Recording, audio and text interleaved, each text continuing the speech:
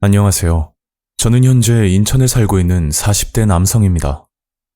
제가 들려드릴 이야기는 2004년에서 2005년쯤 경북 구미에 거주하고 있을 때 겪은 꽤 오래된 사건인데 아직도 기억에 남을 만큼 무서웠던 일입니다. 지금부터 20년 전, 그 당시 저의 직업은 중식점 배달 기사였습니다. 요즘은 배달 어플을 이용해서 주문을 하지만 제가 이 일을 하고 있을 때는 직접 전단지까지 돌려야 될 정도로 업무량이 많은 편이었죠. 그리고 모든 주문은 전화로만 받는 형태였고 비교적 가게가 한산할 때는 빈 그릇을 찾아오기도 하면서 눈치껏 일을 했었습니다.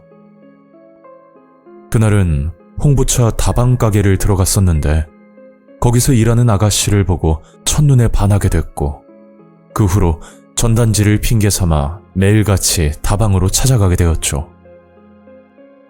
아가씨의 호칭은 김양이었고 굉장히 순수한 느낌의 귀여운 외모였습니다.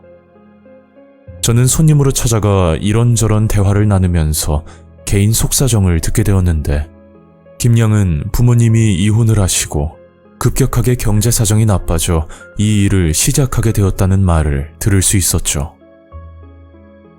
아유, 힘드시겠다. 근데 일한 지는 얼마나 되셨어요? 저는 이제 한 달밖에 안 됐어요. 그렇게 대화를 나눌수록 심성은 착한 사람이란 게 느껴졌고 저는 한참을 고민을 하다 어느 날 가게에 찾아가 제 마음을 표현했었습니다. 처음에는 저를 탐탁지 않게 생각했었지만 저의 끈질긴 구애 끝에 연인 사이로 발전할 수 있었고 그때는 세상을 다 가진 기분이었습니다. 아가씨의 진짜 이름은 은지였고 나이는 저보다 한 살 어린 23살이라고 들었는데 저와 나이대가 비슷해서 그런지는 몰라도 큰 트러블 없이 잘 만나고 있었죠.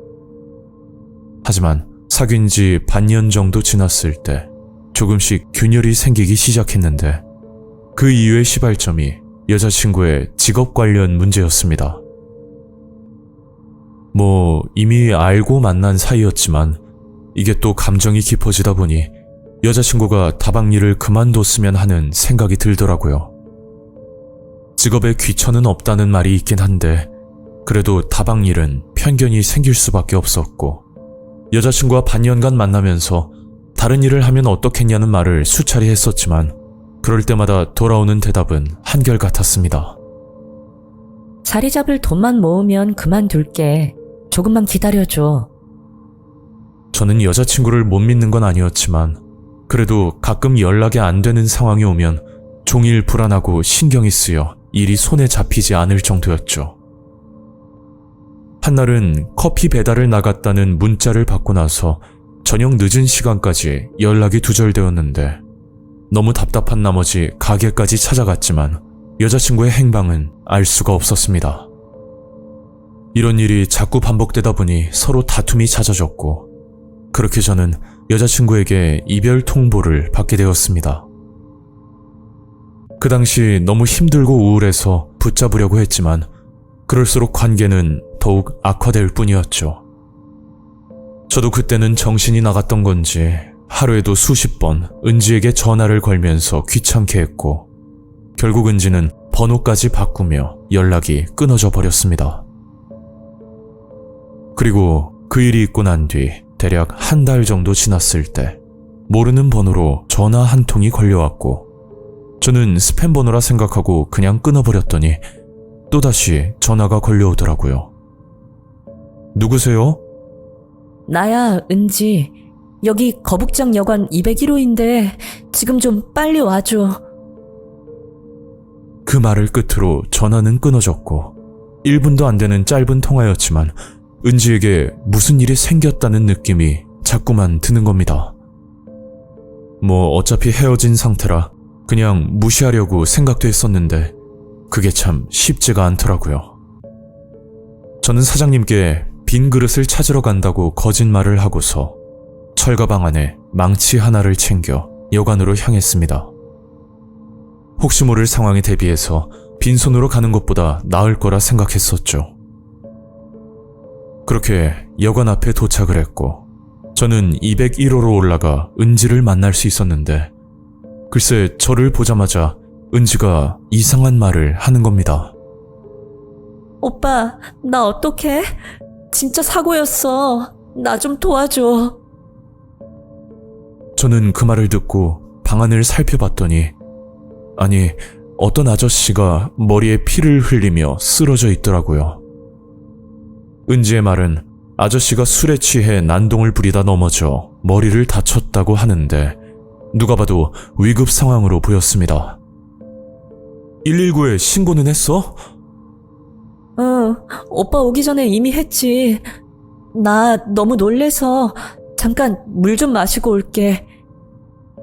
그렇게 은지는 밖으로 나갔고 저는 쓰러진 아저씨를 살피고 있었는데 잠시 뒤 경찰과 구급대가 방으로 들어왔었습니다. 그런데 그때 경찰이 저를 끌고 가더니 갑자기 가해자 취급을 하더라고요. 아니, 저 뭔가 오해를 하신 것 같은데요. 저는 그냥 전화 받고 온 사람이에요. 정말 어이가 없지만 저는 이 일로 인해 경찰 조사까지 받게 되었고 여관방에 쓰러졌던 아저씨는 의식이 없다는 말만 전해 들었습니다. 그리고 소름이 돋을 정도로 무서웠던 건 은지의 진술이었는데 그건 제가 은지와 헤어지고 나서 앙심을 품고 있다가 은지가 다른 남자와 있는 모습을 보고 제가 그 남자를 의도적으로 노렸다는 말을 했던 겁니다. 저는 형사님께 아니라고 부인했지만 오래된 여관이라 CCTV 자료도 없고 하필 철가방 안에 망치까지 들고 갔던 터라 더 오해할 수밖에 없는 상황이었죠.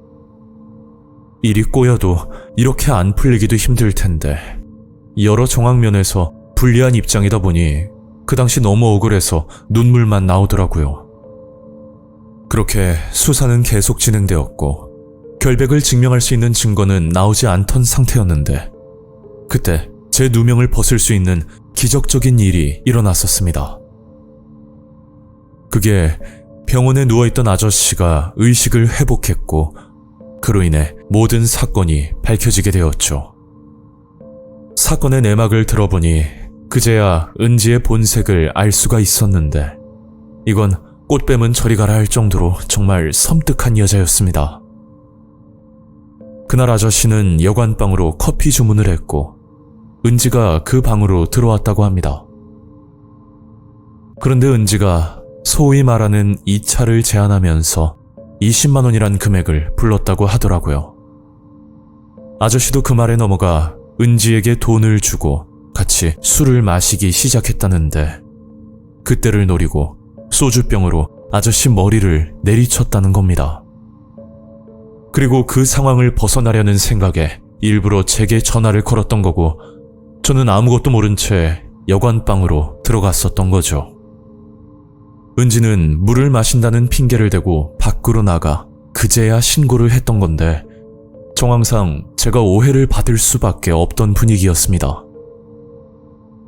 그리고 이건 나중에 알게 된 내용인데 은지와 같이 일하는 아가씨들에게 끔찍한 이야기를 들을 수 있었죠.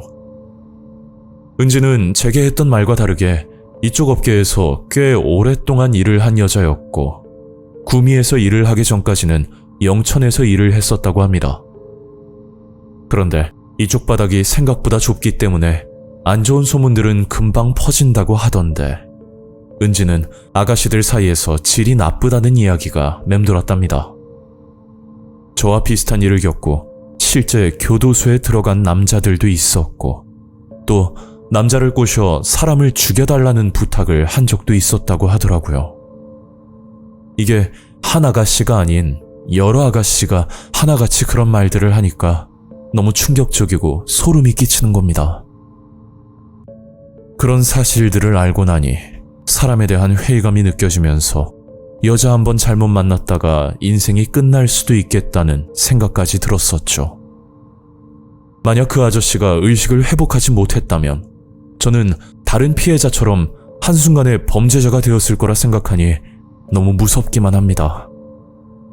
직업을 떠나 한때는 진심으로 좋아했던 사람이었는데 이런 사건에 휘말리다 보니 제가 20대 시절 철없이 했던 행동들을 반성하는 계기가 되었습니다.